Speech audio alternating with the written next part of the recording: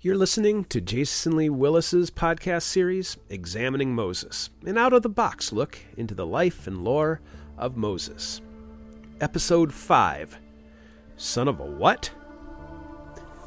The mystery of Canaan bothers me.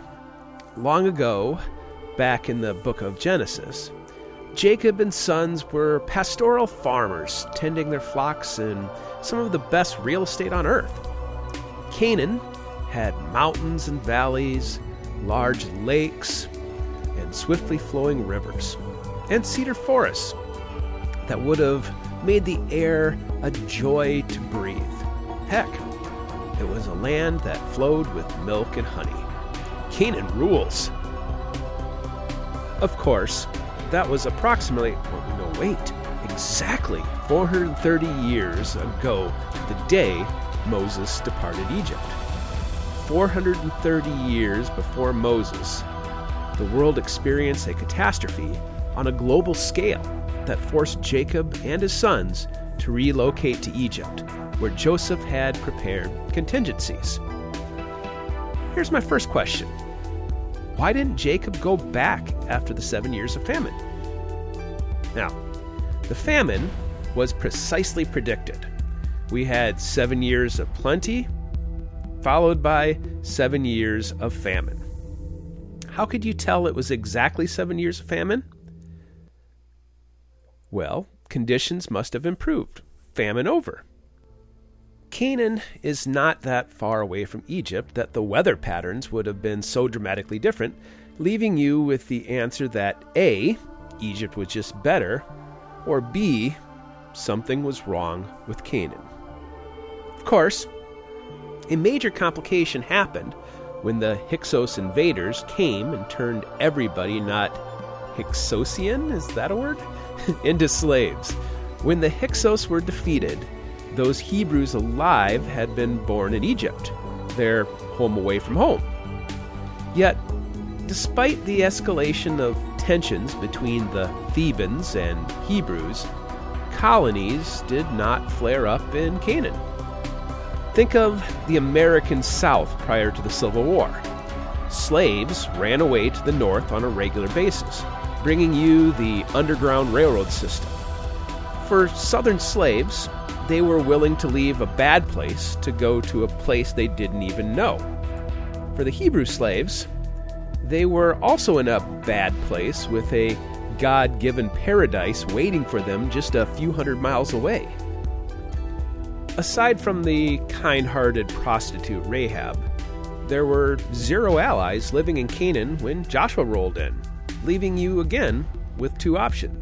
A, Egypt was better, not, or B, something was wrong with Canaan. Let's talk about life 40 years before the Exodus. Moses had just killed an Egyptian and needs to run away. He can go anywhere, but instead, he decides to go to Midian, which is just fine. But why didn't he go to Canaan? Moses was a leader and warrior in his prime. He could have gone Samson on the locals, winning a hill, then a valley, then a region, and then the whole territory back in the name of God. Nope, he went to Midian. Dramatically, I need to understand the motivations of not only Moses, but of every single Hebrew not willing to return to Canaan. The purpose. This is not just about slavery. If it was, God would have flipped the tables and given Moses victory in a great civil war, robbing the Thebans of their rule and giving Egypt to the Hebrews. Yet God didn't. Let's take a look at Exodus 3, verse 4, and see if I can read the old King James. God called unto him out of the midst of the bush, and said, Moses, Moses. And he said, Here I am. And he said, Draw not nigh hither, put off thy shoes, and off thy feet, for the places whereon thou standest is holy ground. Moreover, he said, I am the God of thy father, the God of Abraham, the God of Isaac, and the God of Jacob. And Moses hid his face, for he was afraid to look upon God.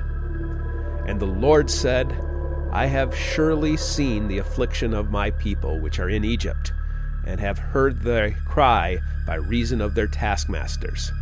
For I know their sorrows, and I am come down to deliver them out of the hands of the Egyptians, and to bring them up out of the land into a good land and a large, unto a land flowing with milk and honey, unto the place of the Canaanites, and the Hittites, and the Amorites, and the Perizzites, and the Hivites, and the Jebusites. Now therefore, behold, the cry of the children of Israel is come unto me, and I have also seen the oppression wherewith the Egyptians oppress them. Come now therefore, and I will send thee unto Pharaoh, that thou mayest bring forth my people, the children of Israel, out of Egypt. And Moses said unto God, Who am I, that I should go unto Pharaoh, and that I should bring forth the children of Israel out of Egypt? And he said, Certainly I will be with thee, and this shall be a token unto thee, that I have sent thee. When thou hast brought forth the people out of Egypt, ye shall serve God upon this mountain. God wanted them to go to Canaan. It was his plan. Granted, it took another 40 plus years before it happened, but it was already a land that flowed with milk and honey. It should have been a draw, but it wasn't. So what was wrong? We can see the answer with the report of the Hebrew spies. Numbers 13, verse 21. So they went up and searched the land from the wilderness of Zin unto Rehob, as men come to Hamath. And they ascended by the south, and came unto Hebron, where Ahiman, Shishai, and Talmai, the children of Anak, were. Now Hebron was built 7 years before Zoan in Egypt. And they came unto the brook of Eshcol, and cut down from thence a branch with one cluster of grapes, and they bare it between two upon a staff. And they brought of the pomegranates and of the figs. The place was called the brook of Eshcol, because of the cluster of grapes which the children of Israel cut down from thence. And they returned from searching of the land after 40 days. And they went and came to Moses, and to Aaron, and to all the congregation of the children of Israel, and unto the wilderness of Paran, to Kadesh, and brought back word unto them, and unto all the congregation, and showed them the fruit of the land. And they told him, and said, We come unto the land whither thou sent us, and surely it floweth with milk and honey, and this is the fruit of it. Nevertheless, the people be strong that dwell in the land, and the cities are walled and very great. And moreover, we saw the children of Anak there. The Amalekites dwell in the land of the south, and the Hittites, and the Jebusites, and the Amorites dwell in the mountains, and the Canaanites dwell by the sea, and by the coast of Jordan. And Caleb stilled the people before Moses, and said, Let us go up at once, and possess it, for we are well able to overcome it. But the men that went with him said, We be not able to go up against the people, for they are stronger than we. And they brought up an evil report of the land which they had searched unto the children of Israel, saying, The land through which we have gone to search it, it is a land that eateth up the inhabitants thereof, and all of the people that saw in it are men of great stature. And there we saw the giants, the son of Anak, which come of the giants, and we were in our own sight as grasshoppers, and so we were in their sight. So there is quite a bit to unpack in this section. Remember that Moses picked the biggest, bravest men from the 12 tribes. So these 12 spies are the elite warriors from all of Israel, not just some scrubs. Upon returning, 10 of the 12 are terrified of what they saw. And despite having the God of the 10 plagues, the crossing of the Red Sea, and the Ark of the Covenant, they do not think it is a fight they can win. What? First, they make a reference to the children of Enoch, as if we know who the heck Enoch is, which we don't. It's bad. Very bad. But we'll just ignore it and look at the other facts. Canaan has gone from fertile pastures to a land that is fortified and strong, which is a tad anachronistic compared to ancient Egypt, where we do have cool pyramids and temples, but no walled fortresses. What did the people of Canaan need the tall walls for?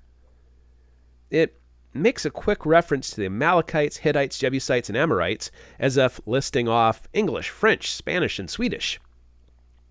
While the Hittites have historical reference, the other two, Jebusites and Amorites, have a few non-biblical references, and the Amalekites have a downright bizarre connotation, which we'll talk about in chapter 10. The walls are not the only problem, and the spies describe the Canaanites as being, quote, stronger than we, which is surprising considering these are slaves of the field, and probably pretty ripped after generations of slave labor. But they are big. Next, we have this juicy nugget: eating. Now, depending on your translation, this is personification of the land by saying the land eats its inhabitants, which is paradoxical when you remember that the land is flowing with milk and honey. So if the general environment is paradise, what is doing the eating? Eating your inhabitants? If the inhabitants are the Canaanites, then who or what is eating them? Is this cannibalism? Or worse? The third reason for the spies freaking out builds slowly. Again, 12 warriors go to Canaan and suddenly develop a massive inferiority complex. They claim that the inhabitants are strong and men of great stature, before finally coming out and saying they felt like grasshoppers compared to them. Hyperbole? At its minimal, they are expressing that they can't win because the dudes are big. Now, this is coming from an army of 600,000 bricklayers with an Ark of the Covenant. They are intimidated. Unfortunately, the big metaphor has even more clues once you start peeling it apart.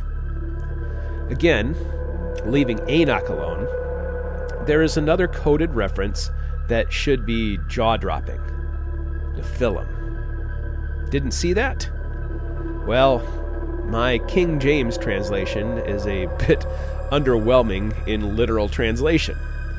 Instead of using the word Nephilim, they jumped the gun and used the word giants, which I get.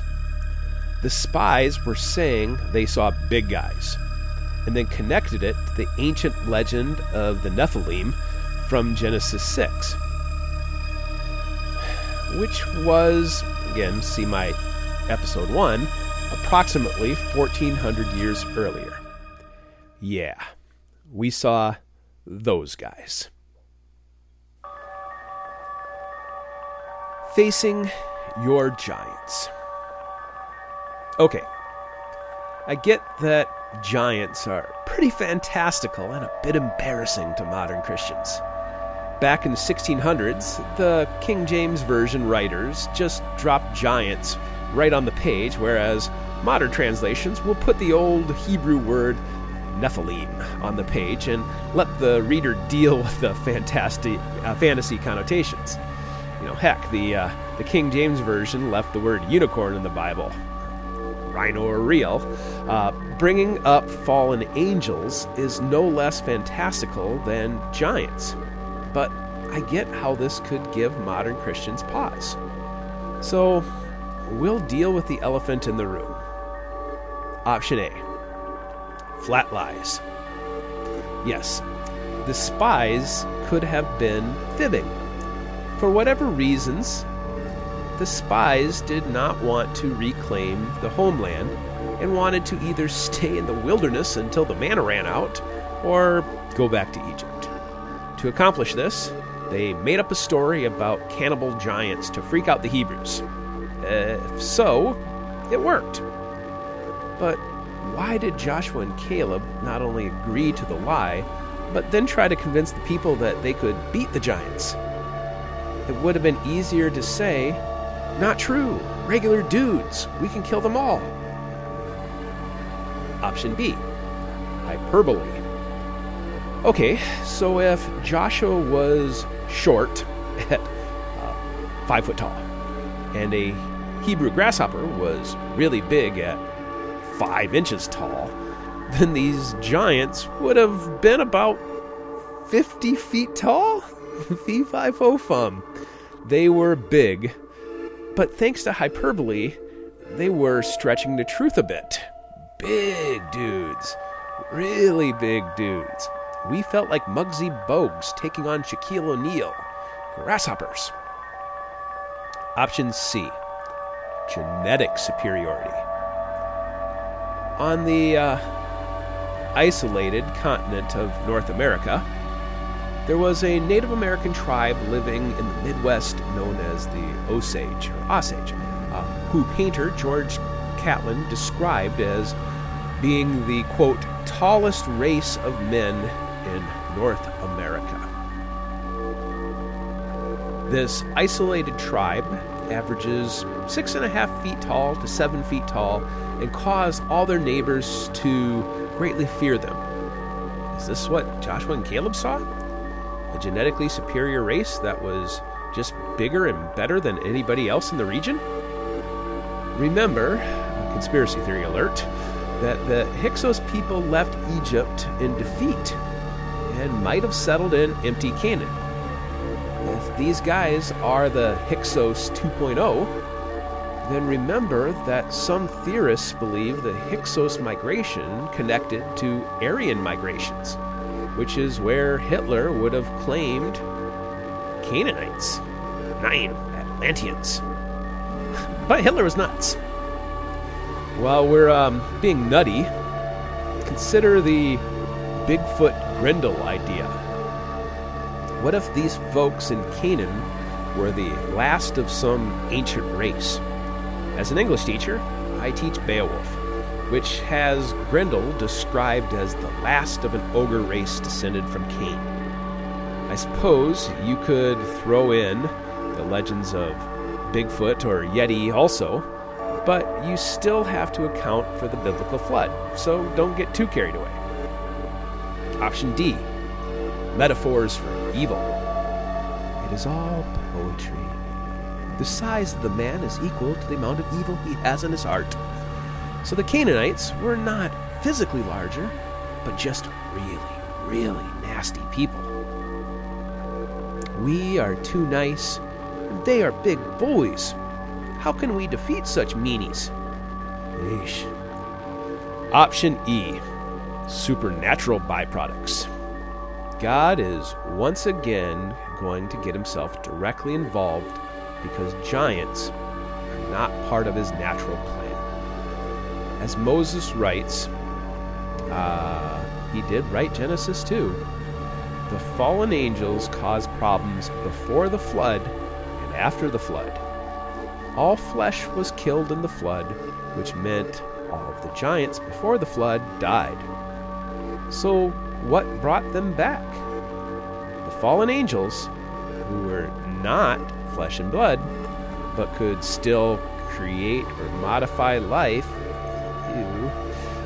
survive the flood and are once again about to be spanked by the Creator for being bad. If you look at the actual Hebrew word, rather than the correct but ill-timed connotation, the spies saw fallen angels, the daddies, as well as the giants, the abominable kids, while a well-placed spear through the eye should be able to take out a giant. How the heck do you fight a fallen angel? This would freak out the bravest hero.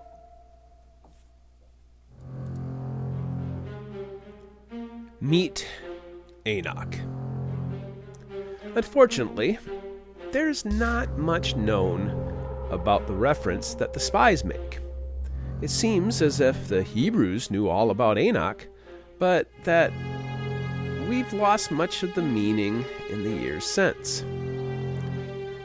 Verse 33, "And there we saw the giants, the son of Enoch, which come of the giants. And we were in our own sight as grasshoppers, and so we were in their sights." Well, it seems as if Enoch is either the descendant of fallen angels, and thus a giant, or he is the fallen angel, and his children are the giants. Either way, Enoch caused the jaws to drop. He is the reason the spies assume they will lose. The Hebrew word Anak, A-N-A-K, apparently has a few different options. First, it means giant, which from this context makes sense. It also has the connotation for neck or necklace. Either the long necks or neck chains is a common interpretation. But here, the spies claim to see Enoch. Problem: he's really old. There isn't a nice genealogy chart for Enoch, so I'll have to piece this together. Joshua chapter 15, verse 13 reads, "And unto Caleb, the son of Jephunneh, he gave a part among the children of Judah, according to the commandment of the Lord to Joshua, even the city of Arba, the father of Enoch, which city is Hebron. And Caleb drove thence the 3 sons of Enoch, Sheshai, Ahiman, and Talmai, the children of Enoch." So, Enoch had kids and also had a father, Arba. Let's trace down some lines about Arba. Joshua chapter 14, verse 15. "And the name of Hebron before was Kirjatharba, which Arba was a great man among the Anakims, and the land had rest from war."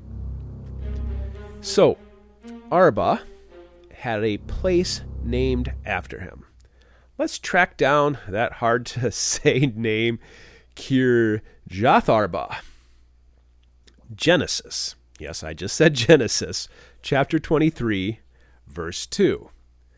"And Sarah died in Kirjatharba.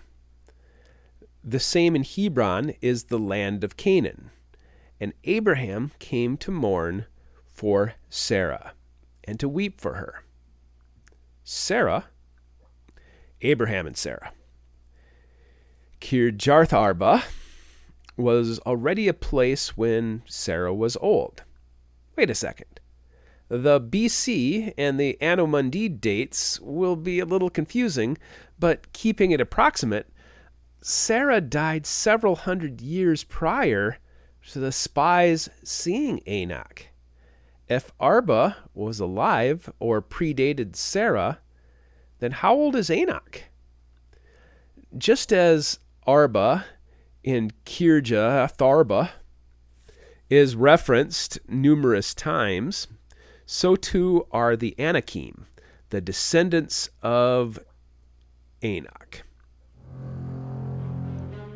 By the time Joshua is done cleaning up Canaan, they are all gone. But there is a curious connection back to Genesis that I'd like to show. Deuteronomy 2:10. "The Amims dwell therein in times past, a great people, and many, and tall as the Anakims, which also were counted giants, as the Anakims. But the Moabites call them Emims. The Horims also dwell in Seir before time, but the children of Esau succeeded them, when they had destroyed them from before them, and dwelt in their stead. Translation: Anakim equals giants, Emim equals giants. Before we chase down the Emim, I need to note that the King James Version jumped the gun once again and slapped in the word giant. However, the Hebrew word is Rephaim, which does have a giant connotation, just like Nephilim. Rephaim will lead us to some other cool verses also. This is a big can of worms the spies just opened up. Before I go down the rabbit hole, let's finish up with Enoch. There seems to be 3 generations of Anakim, yet they are big trouble for the spies. As a mythology fan, I have a stray thought. In Babylonian mythology, there was something called the Agigi. The Agigi were 10 ruling gods, or fallen angels, depending on how you see it, who are described in the Epic of Gilgamesh, which is flood lore, as siring children. Their children were giants who helped build the Tower of Babel and other impressive works right after the flood. Their names? The Anunnaki. Anakim? Anunnaki? I know it's a stretch. But what if the legends overlapped? If Arba was a fallen angel, or a Gigi, then his child would have been Enoch, a giant, or Anunnaki. The Hebrew spies would have seen living legends right out of the Epic of Gilgamesh in the pre-flood world. Speaking of pre-flood world, let's go there next.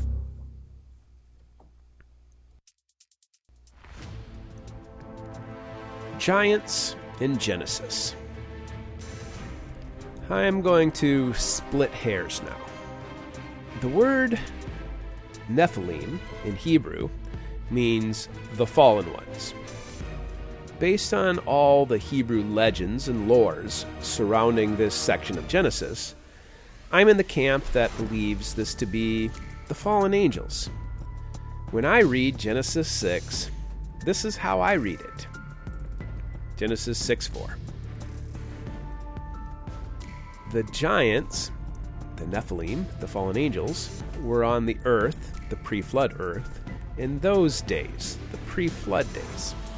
And afterwards, Moses' life, when the sons of God, the fallen angels, came into the daughters of men, human women, and bore children, the genetic giants, to them. These were the mighty men, Gabor, the giants, who were of old, legends, men of renown, still talking about them centuries later. So that's how I read it. Now, there are a lot of factors for God destroying the earth in 1656 Anno Mundi. Wickedness?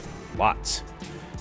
This is a generalization given, but it is still hard for me to fathom such an evil world when compared to the violence and evil of, 1900 to 1980? Look at how many people died under Hitler, Stalin, Pol Pot, etc., etc. Genocide by the millions. So how bad was life in 1656 Anno Mundi? Yet, there are other theories for God putting Noah on the ark. Population control, cosmic catastrophe, ecological preservation. But right in the middle of Genesis 6 is the strange account of the Nephilim. It's in the heart of the explanation of wickedness. Centuries later, it is in the heart of the Exodus story. So, what's going on?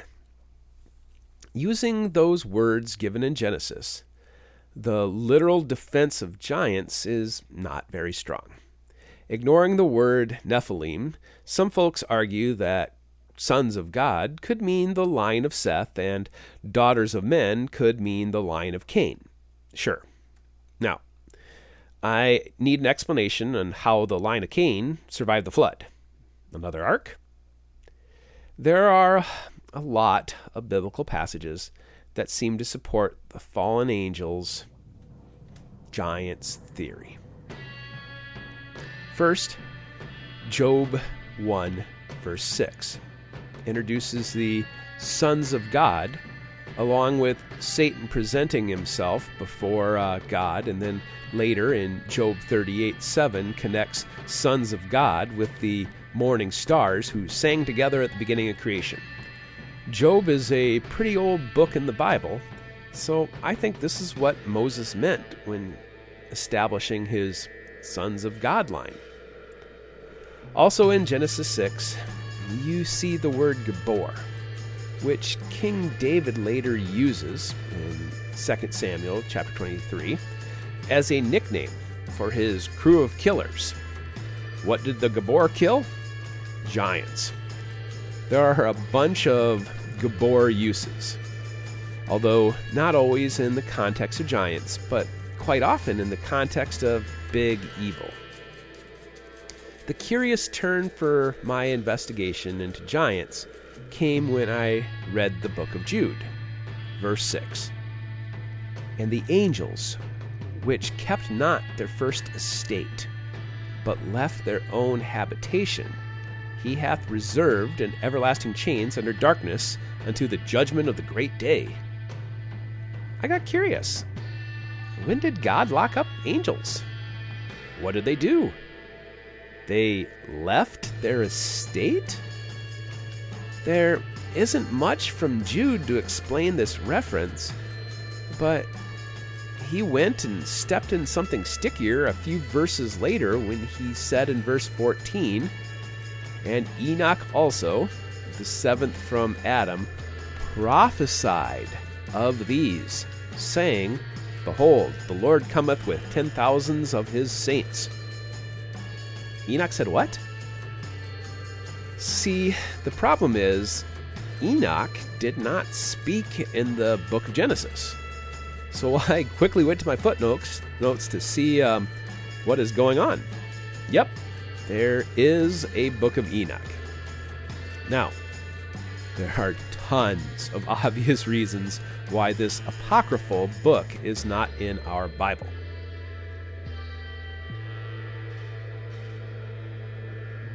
We do not even know if the modern discovery of the ancient text is the same as the text Jude knew way back in the first century.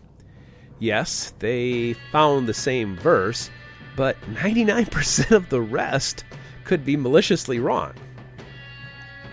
Even though the Book of Enoch is not scripturally sound, it does provide context and juxtaposition. So let's take a look at what Jude was referencing. First, the Book of Enoch clearly expands on Genesis 6 by explaining that there were indeed fallen angels who reproduced with human women. There's no scientific details given. Their children were horrible giants with references to being 300 feet tall. Their nicknames were either translated as, quote, biters or, quote, bastards.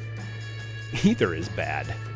These giants devoured everything in their path, and as a result, the flood helped eliminate them and gave humans a new fighting chance on Earth 2.0. Giggle, giggle. 300-foot giants? Yes. There are some LOL moments, but also some very intriguing concepts dropped in this ancient text, which was discovered in Ethiopia. Ethiopia, land of Tharbus, Queen of Sheba. It's like Disneyland to Israel's Disney World. Here is Enoch chapter 15, verse 8. Now the giants, who have been born of spirit and flesh, shall be called upon earth evil spirits, and on earth shall be their habitation. Evil spirits shall proceed from their flesh, because they were created from above. From the holy watchers was their beginning and primary foundation. Evil spirits shall they be upon earth, and spirits of the wicked shall they be called. The habitations of spirits of heaven shall be in heaven, but upon earth shall the habitation of terrestrial spirits, who are born on the earth. The spirits of the giants shall be like clouds. Demons? So, a fallen angel creates an abomination, and upon its death, it has no place in heaven or hell, so it lingers upon the earth as a cloud? Think of the demon-possessed man Jesus met on the Sea of Galilee. Legion.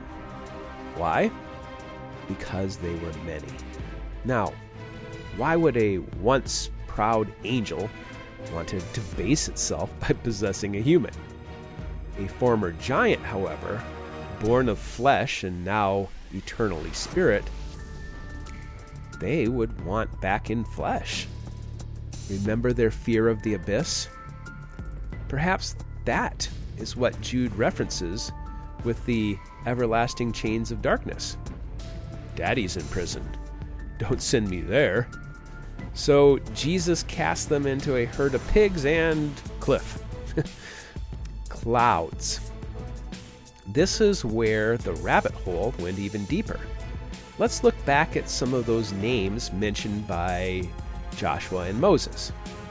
Nephilim, the fallen. Anakim, the long-necked giants. The Meme, frighteners, also giant.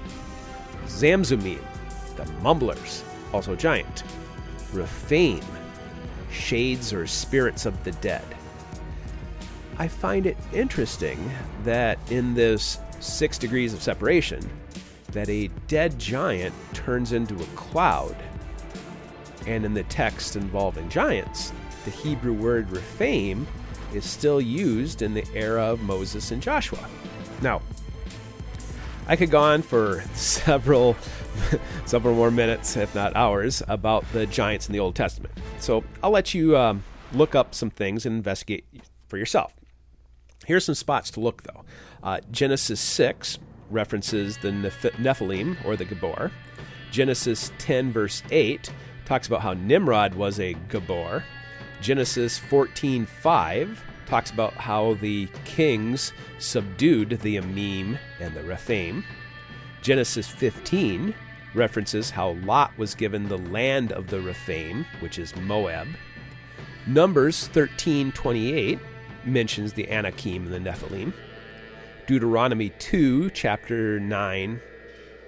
I'm sorry, that is Deuteronomy chapter 2, verses 9 and 11, talk about the Amim, the Anakim, and the Rephaim in Moab. Deuteronomy 3 brings up this really cool guy by the name of King Og, and how, based on his bed, he's a giant. Deuteronomy chapter 9, verses 1 and 3, bring up this burning fire wiping out most of the giants as Joshua was crossing the River Jordan. Joshua 11, verse 21, talks about how Joshua kills the rest, and there's another King Og reference.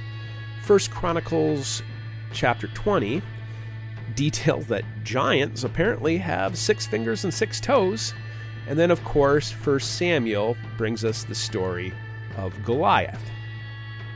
Now, if you like epic, it is a fun study. Before I get back to Moses and the Hebrews, I would just like to offer a theory. When Genesis 6 claimed the Nephilim were on the earth before the flood and also after the flood, it implies that all the giants died. Did the dead giants become demons, or did the flood wipe them all away?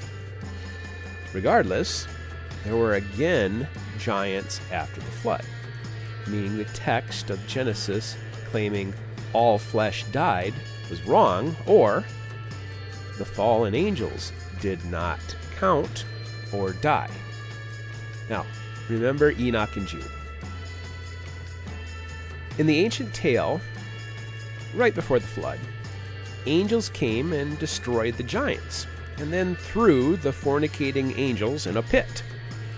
Now, does Jude and Legion make sense? However, just as Satan escaped judgment, I believe other fallen angels escaped the abyss punishment. If fallen angels existed after the flood, they would either be bowed and sheepish after seeing what happened to their work/children, or they'd be vengeful. What do we see in the Bible? Nimrod, just 2 generations after the flood. Not sure if he is a giant or a giant hunter, so let's look elsewhere. Abraham and Lot. The rescue of Lot overshadows the war going on. The war? Apparently, a coalition of kings went to deal with the Amim and Rephaim. Afterwards, the coalition broke up and they turned on each other, with Lot as collateral damage. That was just a few hundred years after the flood, and dealt with by humans. 1,000 years after the flood, Canaan is infested by giants. It will take Moses, Joshua, the Ark of the Covenant, 600,000 warriors, and a pillar of fire to restore the land of milk and honey, only to be finished a few hundred years later by King David and his giant hunters. So, what happened? Before I deal with our prime suspects, let's look at the ending. Revelation 9, verse 13. And the 6th angel sounded, and I heard a voice from the 4 horns of the golden altar which is before God, saying to the 6th angel which had the trumpet, Loose the 4 angels, which are bound in the great river Euphrates. And the 4 angels were loosed, which were prepared for an hour and a day and a month and a year, for to slay the 3rd part of men. And the number of the army of the horsemen were 200,000. And I heard the number of them. And thus I saw the horses in the vision, and them that sat on them, having breastplates of fire, and jacinth, and brimstone. And the heads of the horses were as the heads of lions, and out of their mouths issued fire and smoke and brimstone. By these 3 was the 3rd part of men killed, and by fire, and by the smoke, and by the brimstone, which issued out of their mouths. For their power is in their mouth, and in their tails. For their tails were like unto serpents, and had heads, and with them they do hurt. Ooh, spooky stuff. But who are those 4 angels? And where did they get their weirdo army? Again, this is not yet Judgment Day. So these are not the angels of Jude. So where did these guys come from? Why did they get locked up, and what did they do? Why such a terrestrial prison? Seriously, Iraq?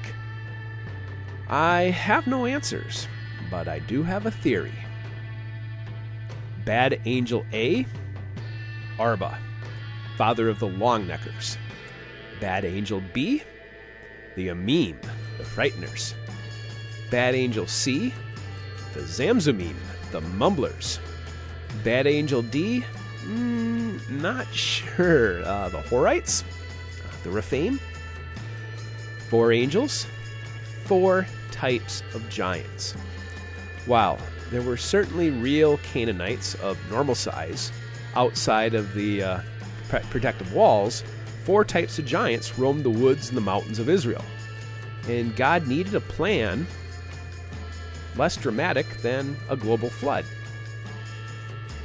So, who's to blame? I propose the Hyksos. A few centuries before Moses' birth, the Egyptian coalition crushed the foreign kings in a battle in the Sinai Peninsula. Unless it was the greatest battle ever, there were survivors. I speculate that the survivors settled in the Holy Land, just beyond the reach of Egypt.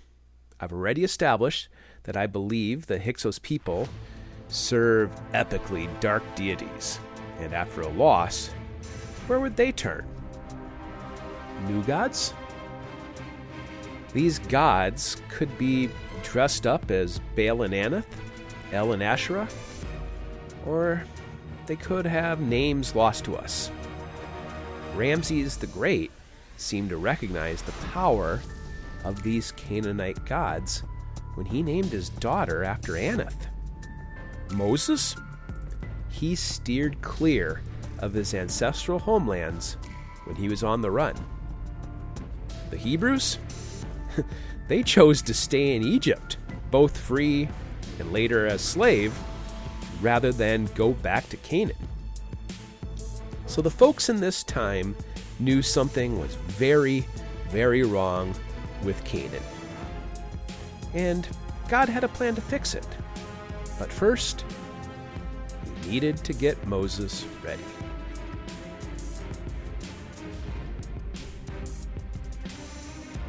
I hope you've enjoyed episode 5 of Examining Moses by Jason Lee Willis. Check out my website or Facebook page, Jason Lee Willis Novels, for ordering the book or for more audio podcasts. The music you've been listening to today is provided by YouTube's audio library.